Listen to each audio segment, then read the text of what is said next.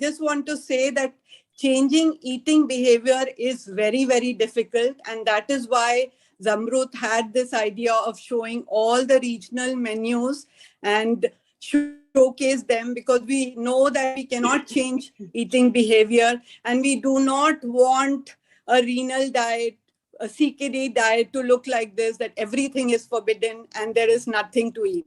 So this should not be the picture a dietitian should portray. Next slide, please. Preventing malnutrition is the primary goal, and the rates are very high. I didn't want to frighten you with the figures. So next slide, please. Optimal energy intake. Although we tend to think of CKD diets as protein restriction, but I'd urge everyone to first think about optimal energy intake. We have the KDOQI guidelines, and we should follow that and take the ideal body weight and calculate according to 30 or 35. Next slide, please. We have in our regional menus seen the different kinds of breads, and we have to just tweak it. Like there are certain breads with a lot of cooking soda and salt added to it. We just need to change a little item into the diet, and we can get the perfect regional menus. And although they differ, but it's possible to keep the patient also sort of tuned into the local foods. So what are the modifications required? It's the protein. We've talked about it. Protein restriction is important, but we have seen latest studies have also shown that although we harp a lot about the plant-based diet, next slide, please. Plant-based diet, it's important to actually see how much protein is being provided by the plant-based diet, because they tend to be low.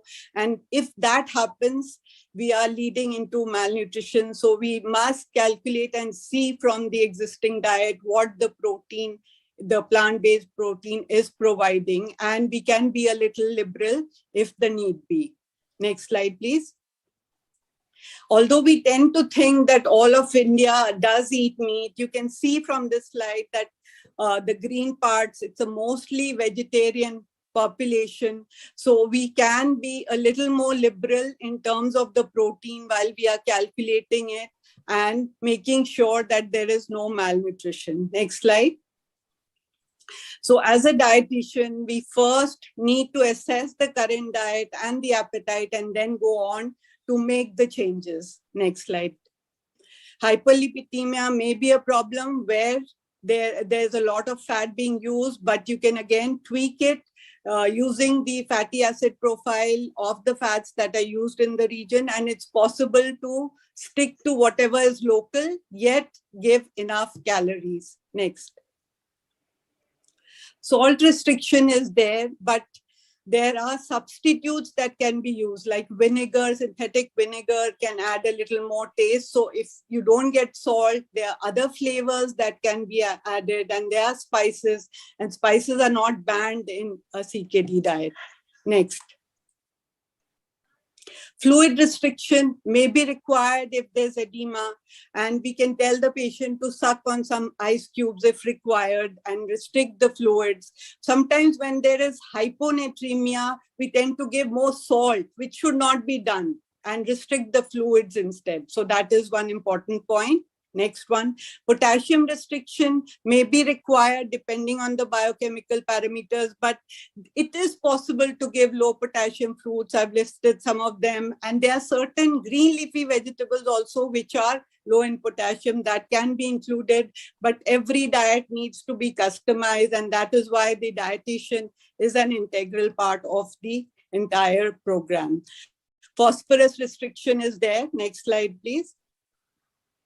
You can see that even the non-vegetarian foods, there are high and low ones. So you can stick to the low ones. We usually use eggs wherever possible, and chicken and fish can be leached and given to patients to make sure that their protein intake is complete. Next. Fiber is something that most patients are worried about. They feel that if they have chilka, that might harm their kidneys, and they start taking out the seeds of vegetables and they are worried about it. So we need to reassure them that these do not go into the kidney and harm them. So fiber is important. We don't want them to be constipated. So don't unnecessarily remove fiber from the valuable vegetables and fruits. Let them have it whole. Next. So don't be misled by the myths. There is so much possibility. If you don't give coconut water, but like you've seen in some of the menus, we can give a little bit of fresh coconut, which is lower in potassium content rather than the dried coconut. So give the flavor to the patient so that they don't stop eating. And I've also been asked by some people to talk about alcohol intake. So alcohol is not a recommendation, but what needs to be told that you need to stick to the healthy eating guidelines and just restrict alcohol according to that. If uric acid is high, do not give alcohol. So this is all I have to say because time is limited. Thank you so much, Zamrud, for giving me this opportunity. Yeah.